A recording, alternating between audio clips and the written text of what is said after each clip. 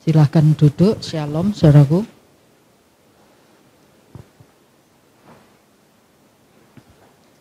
Ketemu kembali setelah kurang lebih 4 bulan ya. Juli, Agustus, September, Oktober, November kita ketemu kembali di tempat ini. Dan saya berharap kita bisa tetap dalam ibadah onsite, saudara ya. Walaupun ketika onsite gini, ya petugas yang edit dan lain sebagainya tetap menjalankan tugasnya supaya online kita ini tidak hilang di YouTube ya, karena ya kita tidak tahu situasi bagaimana bertahannya ibadah onsite ini, tapi berharap Tuhan memberikan pertolongan untuk kita bisa ibadah onsite. Mari saudaraku, kita akan sama-sama belajar untuk mengerti apa yang dikehendaki Tuhan dalam hidup kita ini. Banyak ya cerita yang sudah kita dengar tentang nabi-nabi yang bernubuat.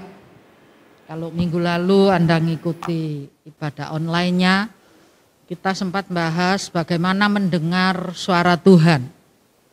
Anda bisa dengar suara Tuhan? Amin. Ya, kita mau belajar untuk ngerti bagaimana mendengar suara Tuhan. Minggu lalu saya sudah jelaskan cukup banyak, tapi nanti kita akan runtun satu poin kita akan belajar supaya kita tidak sampai tidak bisa mengerti mendengar suara Tuhan, karena itu sangat penting buat hidup kita.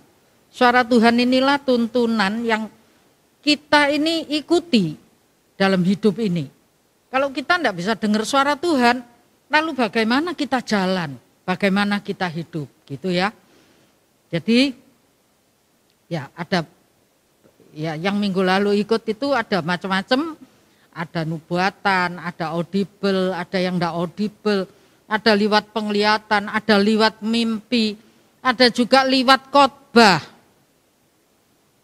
Ya, liwat hamba Tuhan, bukan cuma khotbah atau nabinya, ada utusan, karena Tuhan yang tahu persis kemampuan tangkap kita.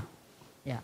Tapi hari ini kita akan periksa lagi supaya kita ini tidak salah tangkap, supaya kita ini ngerti. Ada banyak yang bisa mengecoh kita, supaya kita tidak terkecoh. Ada satu cerita di kitab Raja-Raja, ketika anak dari Yosia dan saudaranya itu menjabat menjadi raja, khususnya di zaman Raja Sedekia, raja terakhir menjelang orang Israel itu Yerusalem bubar, saudaraku ya. Yerusalem bubar saat itu, di saat raja terakhir itu ada satu cerita yang terdapat di Yeremia, ya, di kitab Yeremia pasal yang ke-25, ya, dari ayat kita baca 9 sampai 11, atau ini kita loncati saja. Nabi Yeremia itu zaman Raja Sedekia, saudaraku ya. Lalu ada Nabi Yeremia ini memberikan nubuatan, menyampaikan suara Tuhan. Bahwa di situ di ayat 9, 10, 11 dari Yeremia 25 ini mengatakan bahwa Tuhan ini akan menyuruh Nebukadnezar, Raja Babel, hambanya. Nebukadnezar, garis bawahi, Nebukadnezar, Raja Babel, hambaku itu, gitu katanya ya, akan diperintahkan untuk datang ke Yerusalem, datang ke negara-negara sekitar sana, bangsa-bangsa di sekitar Yerusalem, termasuk ke Moab, Edom, dan beberapa negara sekitar sana, tapi khususnya buat Yerusalem. Nebukadnezar ini adalah disebut sebagai hamba Tuhan yang diutus untuk menumpas Yerusalem. Itu nubuatannya Nabi Yeremia, untuk menumpas Yerusalem dan menjadikan Yerusalem itu amburadul, berantakan, jadi kengerian bagi bangsa-bangsa. Dan kemudian sampai sepanjang kurang lebih 70 tahun lamanya, negeri Yerusalem akan menjadi negeri kengerian bagi semua bangsa-bangsa. Yang kita baca sekarang Yeremia pasal 27 ayat 6 saja sampai 8. Yeremia 27 ayat 6 sampai dengan 8. Dan sekarang aku menyerahkan segala negeri ini ke dalam tangan hambaku, yakni Nebukadnezar Raja Babel, juga binatang di padang telah kuserahkan supaya tunduk kepadanya. Segala bangsa akan takluk kepadanya dan kepada anaknya dan kepada cucunya, sampai saatnya juga tiba bagi negerinya sendiri. Maka banyak bangsa dan raja-raja yang besar akan menaklukkannya.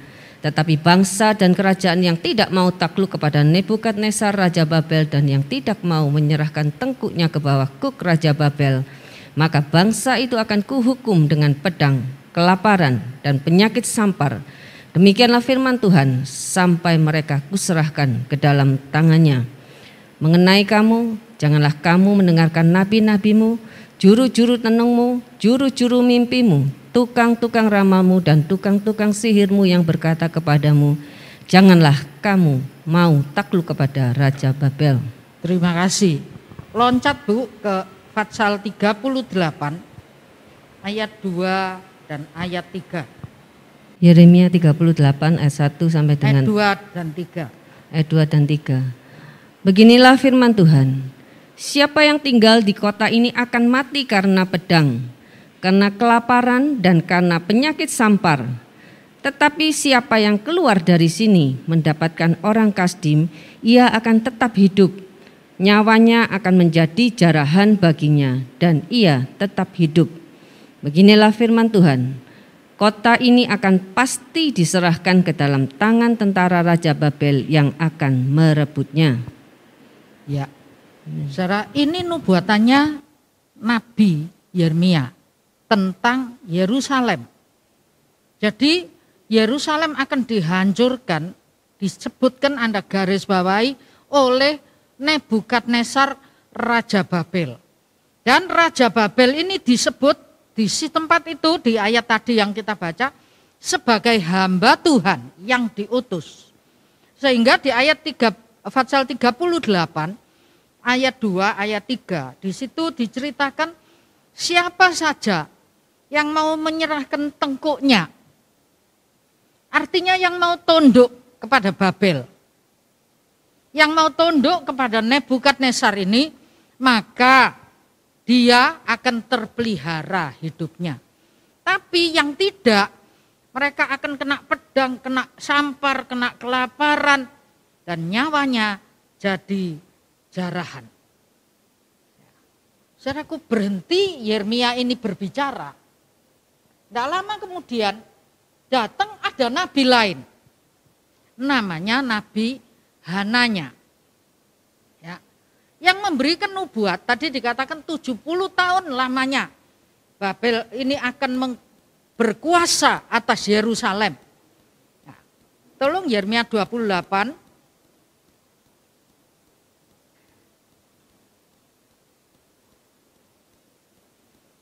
Ini ayat 1 sampai 6, tapi kita baca ayat 2 kemudian 4, 5, 6. Ya. Beginilah firman Tuhan semesta alam, Allah Israel. Aku telah mematahkan kuk Raja Babel itu. Juga Yekonya bin Yoyakim Raja Yehuda beserta semua orang buangan dari Yehuda yang dibawa ke Babel, dan akan kukembalikan ke tempat ini. Demikianlah firman Tuhan. Sungguh aku akan mematahkan kuk Raja Babel itu. Lalu berkatalah Nabi Yeremia kepada Nabi Hanaya di depan mata imam-imam dan di depan mata seluruh rakyat yang berdiri di rumah itu, di rumah Tuhan itu. Kata Nabi Yeremia, amin. Moga-moga Tuhan berbuat demikian. Moga-moga Tuhan menepati perkataan-perkataan yang kau nubuatkan itu dengan dikembalikannya perkakas-perkakas rumah Tuhan dan semua orang buangan itu dari Babel ke tempat ini. Jadi Nabi Yeremia menubuatkan kehancuran Yerusalem, menubuatkan bahwa bangsa Israel, bangsa pilihan Tuhan, orang Yehuda ini akan diserahkan kepada Nebukadnezar Raja Babel. Dan bukan hanya itu, kalau nanti Anda baca di rumah, rumah Tuhan di Yerusalem itu dihancurkan. Perkakas-perkakasnya diambil, dibawa menuju ke Babel, dan raja-rajanya ditawan semuanya. Rakyat dan pembesar-pembesarnya yang mau taat, yang mau tunduk, yang tentunya diserahkan di bawah Raja Babel ini akan terpelihara. Tapi yang tidak mau tunduk, yang akan mempertahankan Yerusalem, maka mereka akan kena sampar, kena pedang, kena kelaparan dan lain sebagainya. Yeremia ini berhenti berbicara, bernubuat tentang hal itu. Datanglah nabi yang lain, namanya Hananya, Hananya. Di Fatsal 28 ayat yang pertama, di situ diceritakan Hananya ini masuk di hadapan tua-tua, di hadapan para pembesar, dan di hadapan semua rakyat. Dia datang dan dia berkata, ini firman Tuhan Allah semesta alam, Allah Israel. Dan kata-katanya menyejukkan, saudaraku. Apa yang dikatakan? Aku akan mematahkan kuk Raja Babel dalam 2 tahun ini. Yeremia bilang 70 tahun. Hananya bilang tahun depan. Tidak suwe-suwe tahun depan ini kuknya Raja Babel itu akan aku patahkan. Dan mengembalikan semua peralatan. Dan raja-rajanya semua dibebaskan. Rakyatnya akan dimerdekakan semuanya. Nah, saudara, lalu Yeremia menjawab, amin. Moga-moga terjadi seperti apa yang kau bicarakan itu. Dalam era Sedekia, rajanya tetap sama dan tidak beda jauh. Ya, di tahun itu juga dalam setahun, saudaraku, ada nubuatan yang 2 nubuatan ini bertentangan. Satu nubuat bicara tentang kehancuran Yerusalem, satu nubuat tentang Tuhan besar. Tuhan akan mematahkan kuk Babel. Tuhan akan membebaskan orang Israel dan Yehuda. Tuhan akan mengembalikan peralatan rumah Allah yang dibawa ke Babel untuk kembali ke Yehuda. Saya tanya sekarang kepada Anda. Kira-kira yang diamenkan oleh rakyat itu yang mana? Ayo, saya ingin dengar. Yang diamenkan oleh rakyat ini yang mana? Ya yang enak lah Bu. Ya betul ya. Kira-kira yang diamenkan yang mana? Yang enak. Lalu saya tanya, kalau Anda dengar 2 hal yang berbeda seperti ini, Anda kira-kira mau pilih mana?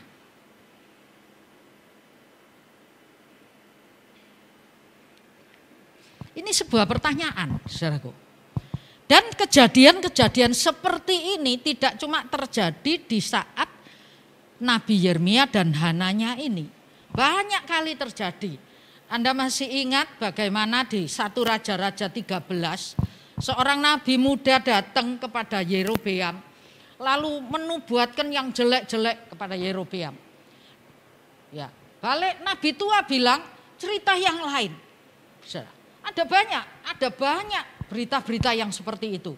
Bahkan di 2 Raja-Raja 22, Nabi 400 nabi menubuatkan kepada Yosafat dan Ahab sebuah nubuat yang baik.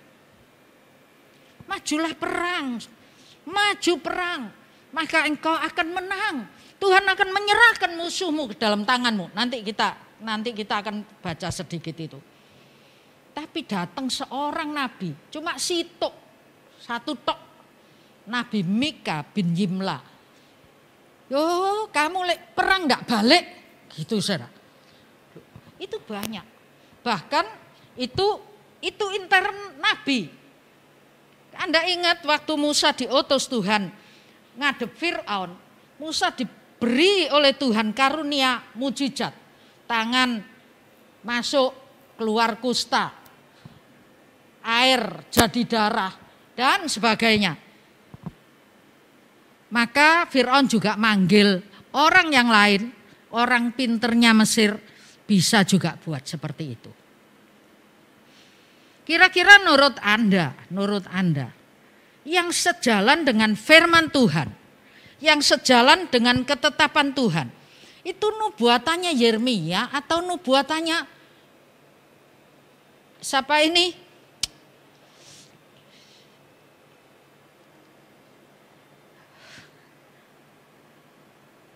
Hananya. Kan ada tertulis, Ibu.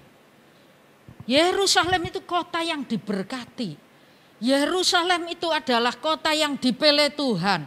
Israel adalah bangsa pilihan Tuhan. Itu tertulis. Mana yang benar? Saya lempar cerita ini di hadapan Anda. Saya yakin Anda juga hari-hari ini sering menghadapi berita-berita yang membuat Anda jadi bingung. Iki sing bener perintah Tuhan ini yang mana toh? Yang bener firman Tuhan ini yang mana toh? Bener enggak? Nah, hari ini kita akan bedah soal ini. Kita akan bedah soal ini. Saudaraku, ada 5 hal sebetulnya. Ada 5 poin pokok yang harus kita ketahui. Prinsip-prinsip yang harus kita pegang. Mana yang firman Tuhan, mana yang suara Tuhan, mana yang mendo-mendo, mana yang buat-buat, mana yang palsu. Antara yang benar dan yang palsu, mana? Yang pertama, saudaraku ya, yang pertama kita harus tahu bahwa kompasnya itu adalah firman Tuhan. Hati-hati saudara, di akhir zaman di dalam kitab Matius, Injil Matius ya, dalam Injil Matius dikatakan apa? Nabi palsu itu akan muncul, benar enggak? Iblis akan jadi seperti malaikat. 2 Korintus 11 ayat 14. Iblis pun akan jadi seperti malaikat. Ya. Matius 7 ayat 15. Waspada terhadap nabi palsu. Khususnya di Matius 24 itu berita tentang akhir zaman. Cerita tentang tanda-tanda zaman. Di situ menceritakan, Matius 24 ayat yang ke-11, kita baca yang ini, Matius 24 ayat yang ke-11. Matius 24 ayat yang ke-11. Banyak nabi palsu akan muncul dan menyesatkan banyak orang. Ya, banyak nabi palsu akan muncul dan menyesatkan banyak orang. Ini tanda zaman. Sekarang ini loh, Anda merasa enggak ini Tuhan itu sudah hampir datang. Ini loh akhir zaman. Amin. Anda merasa Tuhan hampir datang? atau suwe masih lama lah Tuhan datang. Saudaraku, ini adalah hari yang sudah mendekat, Tuhan akan datang kembali. Itu sebabnya akan muncul banyak nabi palsu. Nabi tapi palsu. Kalau yang palsu itu mirip aslinya enggak? Kalau enggak mirip asli enggak laku, saudaraku ya. Palsu itu mirip aslinya. Nah, tapi menyesatkan banyak orang. Lewat apa? Di Matius 7:15 tadi, dia akan menyamar jadi seperti domba. Ya, nyamar seperti domba. Mungkin minta tolong pintu belakang dibuka saja ya, jangan ditutup supaya tidak kepanasan yang di dalam. Ya, dibuka total aja, ya.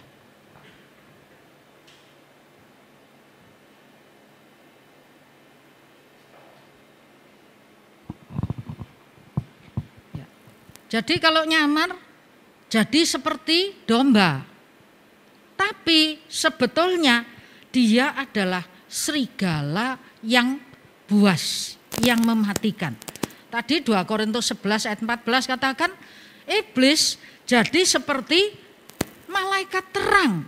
Jadi nyamar, saudara. Yang namanya palsu itu nyamar. Ya. Ingat akhir zaman muncul nabi-nabi palsu. Kalau di zaman itu saja Yeremia dan Hananya yang kita baca, Anda bingung enggak kira-kira? Anda bingung enggak? Kalau Anda jadi orang Israel yang di sana dengar langsung, pasti gini, sing dia sing bener iki. Kalau dipele-pele, pele yang enak, saudara. Satu. Yang kedua, memang ada janji Tuhan tentang Yerusalem jadi orang, jadi negara, jadi kota, jadi tempat pilihan Tuhan. Bangsa Israel punya janji bahwa semua bangsa yang lain itu akan dikalahkan. Dan terbukti ketika orang Israel keluar dari Mesir menuju ke tanah Kanaan, sepanjang perjalanan orang Israel itu menang terus. Akibatnya apa? Nabi Yeremia ini dipenjarakan, Nabi Yeremia ini dimasukkan sumur, akan dibunuh, diancam dan sebagainya. Padahal saudaraku ya, itu yang benar Nabi Yeremia. Ini kita enggak masuk akal, kayaknya enggak masuk akal. Loh, Tuhan kok manggil Nebukadnezar hambaku? Kok bukan Yehuda? Kok bukan Sedekia? Sedekia ini raja Yehuda. Harusnya yang disebut hambaku itu kan Sedekia toh, raja Yehuda, raja orang bangsa yang dipilih oleh Tuhan. Kenapa ini yang Tuhan ini panggil sebagai hamba yang diutus itu adalah Nebukadnezar? Ini kan kafir. Saudara, saya ingin mengatakan tadi patokan pertama apa? Firman Allah adalah kompas. Makanya kalau belajar firman jangan sepotong-sepotong. Kalau Anda belajar sepotong-sepotong, Anda bisa tersesat. Belajar baca kabeh loh dari depan sampai belakang. Sudah ada yang baca dari depan sampai belakang? Amin. Kalau belum, bacaan kabeh, saudaraku. Kalau enggak, kita ini akan tersesat. Memang ada janji Tuhan buat orang Israel, buat Yehuda, buat Yerusalem.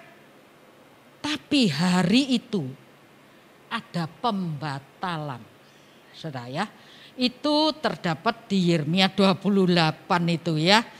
20 berapa? Bentar. 27. Ya. Itu pembatalan. Tuhan memerintahkan kepada Yeremia untuk memberitahukan kepada bangsa Israel. Karena apa? Karena sudah minggu lalu, kalau tidak salah 2 minggu yang lalu, sudah sekian puluh tahun Tuhan bersabar mengingatkan supaya bangsa ini bertobat. Tapi tidak bertobat-bertobat. dikasih firman, tapi tidak memberikan telinga untuk mendengar, tidak memberikan hati untuk menerima firman. Sehingga hari itu kalau Nebukadnezar disebut sebagai hamba Tuhan, itu adalah karena Nebukadnezar ini dipakai oleh Tuhan memberikan didikan kepada orang Israel. Ya. Jadi firman Allah itu pasti ya dan amin. Amin. Firman Allah ya dan amin. Karena ya, kenapa tidak saudaraku kalau firman Tuhan itu ya dan amin. Matius 5 ayat 18. Ya, tolong. Matius 5 ayat yang ke-18. Karena aku berkata kepadamu, sesungguhnya selama belum lenyap langit dan bumi ini, satu iota atau satu titik pun tidak akan ditiadakan dari hukum Taurat sebelum semuanya terjadi. Ya. Di dalam terjemahan yang lain, The Message mengatakan hukum Allah itu lebih nyata dan abadi. Jadi hukum Allah di situ ditulis Taurat, tapi juga bisa disebut sebagai firman Tuhan. Itu lebih nyata, nyata loh, firman itu nyata. Jadi firman itu bukan teori, firman itu bukan cuma ajaran, tapi firman itu sebuah kenyataan yang abadi. Artinya kekal, lebih nyata dan abadi daripada bintang-bintang di langit dan tanah tempat kita berpijak ini loh. Jadi bintang di langit, tanah tempat kita berpijak, itu kan nyata ya sebetulnya ya, betul ya. Anda tiap hari kalau ndongak ke atas gini, Anda lihat ada langit. Kalau cerah ada bintang. Dan setiap hari mau enggak mau, kecuali Anda pergi ke kapal pesiar, Anda tidak menginjak tanah. Tapi kalaupun Anda tidak menginjak tanah, Anda juga menginjakkan kaki di perahu, di kapal, di mana laut itu ada. Tempat kita berpijak ini loh nyata, real. Tempat kita angkat mata untuk lihat di atas ada langit, itu real. Tapi Alkitab menuliskan hukum Allah itu lebih real, lebih nyata, dan lebih abadi daripada bumi tempat kita berpijak dan langit di mana bintang-bintang itu bergantungan. Bahkan di situ dikatakan kalau langit ini tiada menjadi sirna, ya, kalau langit ini bintang-bintang padam, langit ini tidak ada, lalu bumi tempat kita berpijak itu sudah jebol gitu saudaraku ya. Sudah amblas, ambior gitu. Firman Allah itu tetap hidup dan bekerja. Amin. Itu sebabnya patokan yang utama yang tidak bisa berubah itu adalah firman Tuhan. Jadi, saudara, kita anak-anak Tuhan jangan sampai punya pikiran, aduh, lek khotbah iku ojo sing angel-angel ta. Sing gampang-gampang aja. Hari ini kamu percaya kamu diberkati. Hari ini kamu sebut nama Tuhan, nama atas segala nama. Lalu apa? Minta apa saja yang kamu minta. Itu aja cukup, Bu. Itu pedoman, itu pegangan buat kita hidup. Mungkin seperti itu. Tidak bisa saudaraku, dalam rumah Allah ketika kita masuk dalam ruang kudus, di situ ada meja roti. Dan meja roti itu tumpuannya 6 roti sama 6 roti, 66. Artinya 66 kitab di dalam Alkitab itu, itulah firman Allah. Kalau kita ambil sepotong, kita bisa salah kaprah. Nanti kapan-kapan kita lihat, saya akan menekankan mengenai yang lain ya. Tapi yang jelas Anda tahu bahwa patokan yang pertama adalah firman Tuhan. Jadi mau belajar. Amin. Yang muda-muda mungkin, aduh sing ngono iki lho, ndak perlu. Perlu ndak Anda ngerti firman? Ini orang Israel yang ndak ngerti firman, yang ngambil firman sepotong demi sepotong, dia tersesat, saudara. Dia ikut terlibat untuk memenjarakan Yeremia. Dia ikut terlibat untuk mengancam Yeremia tidak boleh bernubuat lagi. Jangan sebut kamu bernubuat demi nama Tuhan di depanku supaya kamu jangan mati. Gitu, saudara. Bahkan Yeremia itu dimasukkan ke dalam perigi kering sampai hampir mati di sana. Tapi janji Tuhan buat Yeremia, jangan takut menyampaikannya. Aku akan menyertai engkau. Patokan 1, firman Tuhan adalah dasar dari segala sesuatu. Amin. Kalau langit dan bumi serta isinya ini lenyap, Alkitab menuliskan 1 titik dari firman Allah tidak akan berkurang maknanya. Kalau di Mesej tadi, tetap hidup dan bekerja. Firman ini luar biasa, saudaraku. Firman yang hidup. Dan karena dia hidup, ada kegiatan, ada kegerakan. Karya firman dalam hidup kita akan mengubahkan setiap kita. Amin. Kalau firman itu tidak hidup dalam hidup kita, tidak bisa mengubah kita. Yang dulunya kaku, pancet kaku, saudaraku. Yang dulunya sombong, tetap sombong. Itu artinya tidak ada perubahan. Dulu, sekarang, dan sampai selamanya tetap sama. Firman tidak hidup dan tidak mengubahkan hidupnya. Tapi kalau firman itu hidup, maka firman itu akan mengubahkan hidupnya. Yang dulunya suka ngedablus, tahu ngedablus saudaraku ya? Ngomong bohong terus. Tanyanya apa saja enggak pernah jujur, enggak pernah baik. Bojok terus, sombong terus. Tapi karena firman itu hidup di dalam kehidupannya. Saya tanya, punya pengalaman enggak ditegur firman? Ketika Anda keperucut ngomong, pernah keperucut ngomong?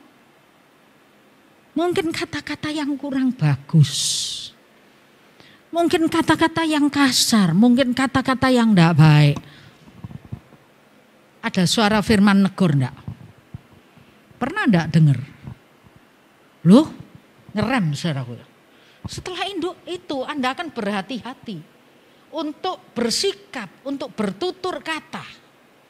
Tapi kalau tetap artinya firman itu tidak dibiarkan hidup dalam hidup Anda. Jadi patokan 1, firman Allah. Kalau ada nubuatan yang macam-macam, dikaji ulang sama firman Tuhan. Amin. Amin. Yang kedua, saudara ya.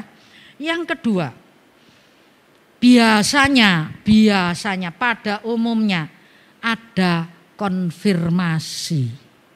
Makanya kalau ada satu persekutuan doa, ada satu yang nubuat, ada satu yang bahasa lidah, ada satu yang menerjemahkan. Sekarang kok sudah tidak musim ya, kelihatannya tidak ada. Dulu saudaraku, zaman Pentakosta awal itu, setiap persekutuan itu ada nubuatan yang muncul. Dan nubuatan itu kadang pakai bahasa asing. Ada yang bahasa malaikat ya, bahasa roh. Ada yang kadang bahasa Inggris, kadang bahasa apa. Tapi ada yang lain itu menerjemahkan. Ada konfirmasi. Ya, saudara, Yeremia pasal 26 ayat 17 sampai 20, enggak usah dibaca, nanti Anda catat di rumah 17 sampai 20. Apa yang dinubuatkan Yeremia itu sudah ada konfirmasinya. Bukan cuma Yeremia tok yang nubuat seperti itu. Tapi ada Mika. Ya, orang Misoret. Itu ayat yang ke-18. pada zaman Hizkia sudah nubuatkan bahwa Yerusalem bakal begini. Tapi zaman Hizkia itu, Hizkia mendengar suara Tuhan, mendengar nubuatan Nabi Mika ini. Lalu Hizkia itu datang di bawah kaki Tuhan. Anda kalau ingat, raja yang pertama kali setelah raja-raja Israel itu yang mengadakan Paskah adalah Raja Hizkia. Dia begitu dengar teguran lewat Nabi Mika ini, Raja Hizkia ini langsung tersungkur di bawah kaki Tuhan, berpuasa, berdoa, membereskan apa yang kurang dan mengadakan Paskah bersama dengan seluruh rakyatnya. Nah, ketika Yeremia menubuatkan gitu, Nabi Hananya tadi menubuatkan yang lain, saudara, rakyat tua-tua, seluruh pembesar kerajaan langsung mau menangkap Yeremia, langsung mau membunuh Yeremia, langsung mau menghukum Yeremia. Tapi ada tua-tua beberapa orang yang katakan, zaman Hizkia dulu ada Nabi Mika yang nubuat sama persis loh sama Nabi Yeremia ini. Tapi Hizkia dan orang-orangnya ndak nangkep Mika, ndak marah sama Mika, ndak bunuh Mika. Tapi mereka bertobat. Bagaimana dengan kita? Tapi yang lain lebih banyak suara yang katakan tangkap, bunuh. Dan rajanya waktu itu mengatakan masukkan dia, penjarakan dia. Selain Nabi Mika, ada lagi Nabi Uria di Fatsal 25 ayat yang ke-20. Uria bin Semaya, orang Kiryat Yearim, itu juga menubuatkan tentang Yerusalem yang akan mengalami penghukuman karena pemberontakannya terhadap Tuhan. Jadi ada konfirmasinya. Saudara. Jadi Anda harus tahu ada konfirmasi. Tapi ada kalanya ya. Itu kalau Anda lihat siapa lagi kira-kira? Ketika Tuhan Yesus lahir, ya. Ketika Tuhan Yesus lahir, ada malaikat diutus kepada Maria. Ada malaikat diutus kepada Yusuf. Ada malaikat diutus kepada gembala-gembala. Ada malaikat diutus kepada Elisabeth, mamanya Yohanes Pembaptis. Untuk apa? Untuk menyampaikan berita tentang kelahiran Sang Mesias. Jadi ada konfirmasi.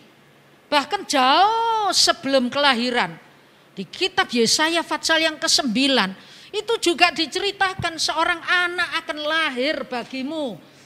Pemerintahan ada di atas baunya. Dan banyak nubuatan-nubuatan yang lain. Jadi kaji firman Tuhan. Jangan sepotong-sepotong. Anda jangan males-males baca firman. Nek baca sitok tok, wis pokoke Bu, kitab Mazmur tok aku ini. Mazmur itu menyenangkan Bu. Tapi lek baca ratapan, kok nangis terus toh Bu? Bu wis ndak usah. Saudaraku, semua kita baca. 66 kitab itu harus kita konsumsi. Amin. Amin. Ya. Lalu saya ingin katakan ada juga yang tidak ada konfirmasinya.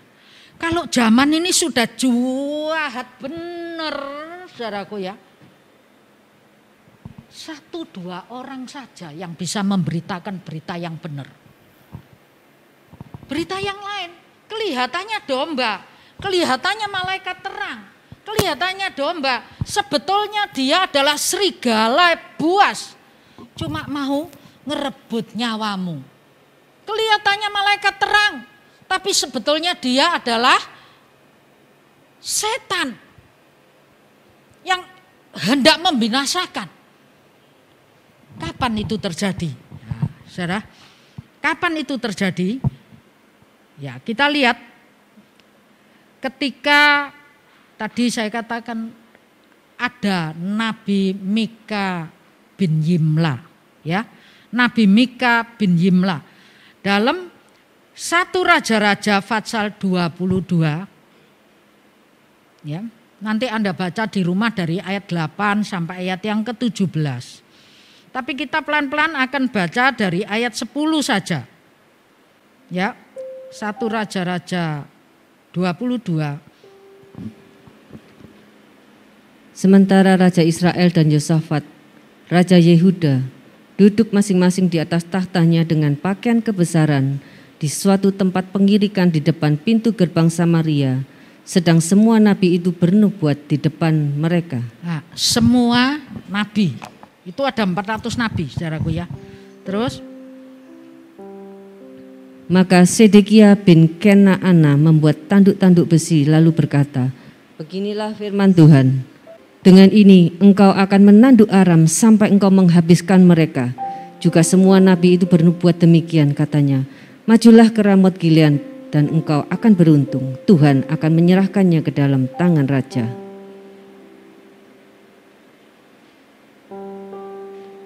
(16) Tetapi raja berkata kepadanya, sampai berapa kali aku menyuruh engkau bersumpah, supaya engkau mengatakan kepadaku tidak lain dari kebenaran demi nama Tuhan? Lalu jawabnya, telah kulihat seluruh Israel bercerai-berai di gunung-gunung seperti domba-domba yang tidak mempunyai gembala. Sebab itu Tuhan berfirman, mereka ini tidak punya tuan, baiklah masing-masing pulang ke rumahnya dengan selamat. Ya, ini cerita ketika Raja Yosafat bersama dengan Raja Ahab mau perang menghadapi Raja Aram. Terus kebiasaan mereka, saudara, kalau mau perang, kalau apa, mesti panggil nabi untuk ditanyain. Saudara, dua raja ini manggil nabi. Nabi-nabi yang ada di Israel hari itu 400 orang. 400 orang itu dipanggil dan semuanya menubuatkan, maju engkau akan menang.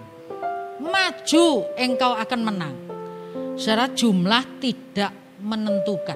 Ingat ya, 400. Lalu di ayat 8 di situ Raja Yosafat bilang, cuma ini tak nabi yang di Israel itu. Loh, sudah 400 loh. Yosafat bilang, tidak ada yang lain kah? Raja Ahab bilang ada satu lagi, tapi aku geding. Aku benci kalau sama nabi itu. Soalnya dia mesti ngomong yang tidak baik terus. Gitu. Lalu nabi ini, Yosafat bilang, panggil aja. Dipanggil, saudara. Dan apa yang terjadi pada saat Nabi Mika ini dipanggil, orang utusan yang manggil itu sudah ngomong, kamu nanti ngomong yang baik. Karena 400 orang di sana sudah janjian ngomong baik. Yang tahu siapa, saudara? Raja-raja ini tahu kalau ada janjian, ada kesepakatan untuk bohong.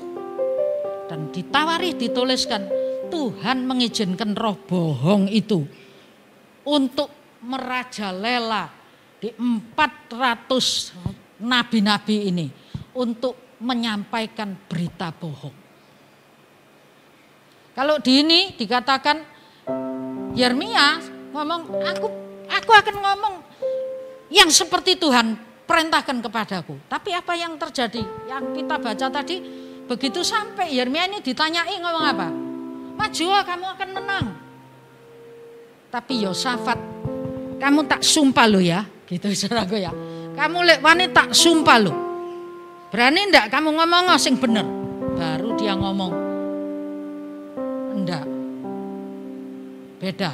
Jadi 400 banding 1. Bahkan di sini dikatakan kalau Anda mau baca di Raja-Raja 22 ayat yang ke-24 di situ Sedekia bin Kenaannya tadi, saudara, ketika Mika itu menubuatkan yang jelek, Sedekia ini datang kepada Mika, ditampar Mika ini, saudara.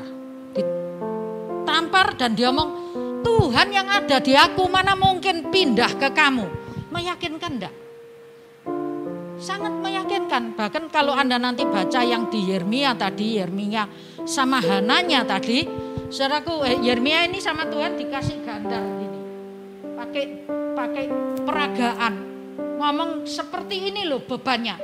Loh, gandar itu diputuskan sama Hananya. Seperti ini Tuhan mutuskan kuk yang ada di orang Israel. Jadi pakai saudaraku, pakai peragaan. Ini orang Israel. Kesepakatan antara Yehuda dan Israel, Yosafat dan Ahab. 400 nabi bersama-sama. Tapi yang satu nabi ini ngomong yang lain. Kemudian datang ketuanya, ditampar mukanya. Dan dia ngomong, Tuhan itu tidak mungkin pindah dari aku ke kamu. Saya cerita gini, bukan menunjukkan kepada Anda harus bingung. Tapi saya ingin menunjukkan akhir zaman akan banyak ajaran-ajaran palsu. Saudaraku ya, ajaran-ajaran yang menyesatkan. Apalagi sekarang ini ibadah online. Kalau dulu Anda cuma bisa dengar satu gereja, satu hari mungkin 3 gereja. Kalau hari Minggu, anggap aja Anda itu gereja mania. Pagi ke GBT, siang ke GBI, ke GKI, sore ke GKI. Paling 3 gereja, mentok.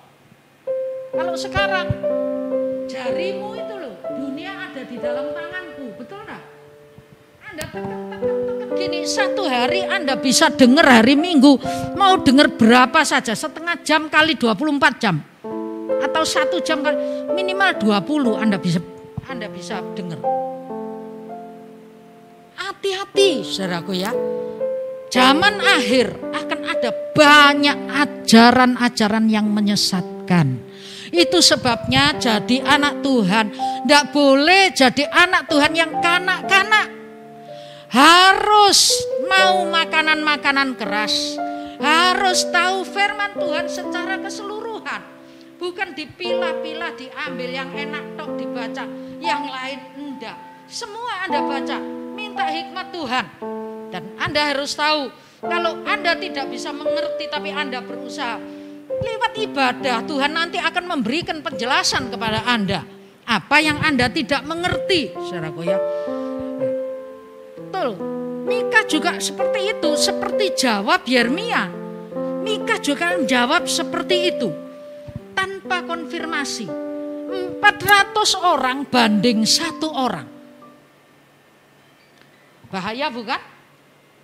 Nah, tapi masalahnya, kenapa yang namanya Raja Yosafat ini? Betul kalau Anda baca di Tawarikhnya, di kitab ini 2 Tawarikh 18 dari 6 sampai 8. Secara tadi 1 Raja-Raja 22. Raja Yosafat ini ngomong sama Raja Ahab, ndak ada yang lain cuma ini tok Artinya ini ndak bisa tak percaya. Loh, sama 400 nabi ndak percaya. Percaya sama 1 nabi. Masalahnya ada 1 tanda tanya. Kenapa Raja Yosafat bisa tahu bahwa itu palsu? Bisa merasakan bahwa yang 400 ini palsu. Kenapa? Masalahnya adalah dia karib dengan Tuhan. Saudaraku, di samping Anda ngerti firman, di samping butuh konfirmasi, juga dibutuhkan kepekaan. Untuk bisa peka ini diperlukan Anda ini akrab dengan Tuhan. Halo, Anda akrab? Akrab? Kenapa Yosafat ini akrab? Ya, nanti mungkin minggu depan kita akan lihat tentang urutannya Yosafat ini. Yosafat ini sangat karib dengan Tuhan. Karena dia punya pengalaman hidup hidup bersama dengan Tuhan. Ketika dia susah, ketika dia takut, ketika dia menghadapi peperangan, ketika dia keberkatan, dia punya pengalaman berjalan bersama Tuhan. Anda yang punya pengalaman ditolong Tuhan. Anda yang punya pengalaman dengar suara Tuhan. Saya yakin jangget. Betul? Nyantol. Waduh, ketika apa? Betul, saya sampai hari ini, saya umur sudah hampir 70. Saya masih ingat ketika saya ujian enggak bisa. Enggak bisa. Tuhan kasih saya, loh, gambar itu kayak muncul. Saya hafal persis. Ketika saya menghadapi kesukaran, Tuhan kasih suara, kasih ayat. Jangan takut kepada manusia yang hanya bisa membunuh sampai ke tubuh. Tapi takutlah kepada Tuhan yang bisa sampai pada keselamatan yang kekal. Ada. Saya yakin bukan hanya saya. Setiap anak Tuhan punya pengalaman. Kalau Anda belum punya pengalaman, minta pengalaman itu. Amin. Minta. Kalau Anda tidak punya pengalaman, repot saudaraku. Anda tidak bisa tahu membedakan. Ini Yosafat punya pengalaman ketika dia takut menghadapi Edom. Dia puasa, dia doa. Lalu ada suara Tuhan yang disampaikan kepadanya. Jangan takut, maju berperang. Besok kamu tidak usah perang, aku yang akan perang. Besoknya tahu lembah pujian itu. Yosafat dengan krunya semuanya cuma disuruh nyanyi. Pada saat Yosafat buka suara teriak memuji nama Tuhan, Tuhan menghantam semua musuhnya. Suara itu dia tahu persis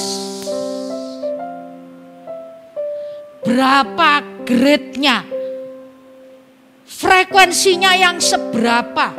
Anda yang pernah dengar suara Tuhan, jangget, nyantol, ingat terus Anda. Ini loh suara Tuhan. Dan suara itu jangan pernah dilupakan. Karena itulah tuntunan. Amin. Amin. Betul saudaraku ya. Jadi Yosafat bergaul karib dengan Tuhan. Lalu yang terakhir, apa? Masuk dalam musyawarah Tuhan. Ya, kitab Yeremia pasal 23 ayat 21, ayat 18 sampai 22. Umatku, nabi-nabiku giat memberitakan berita. Padahal aku enggak nyuruh, katanya gitu. Enggak disuruh. Tapi ngomong terus, itu 400 orang nerocos terus, enggak disuruh sama Tuhan. Hananya enggak disuruh sama Tuhan. Kalau Anda tahu Hananya itu akhirnya mati oleh tangan Tuhan. Tapi ngomong terus. Lalu Yeremia pasal 23 ini ngomong, andai kata, seandainya nabi-nabiku, umatku mau masuk dalam musyawarah Tuhan. Di sana ada rapat loh saudaraku. Amin. Di sana ada apa? Diskus. Anda pernah masuk? Kapan kita masuk? Ketika Anda duduk di bawah kaki Tuhan.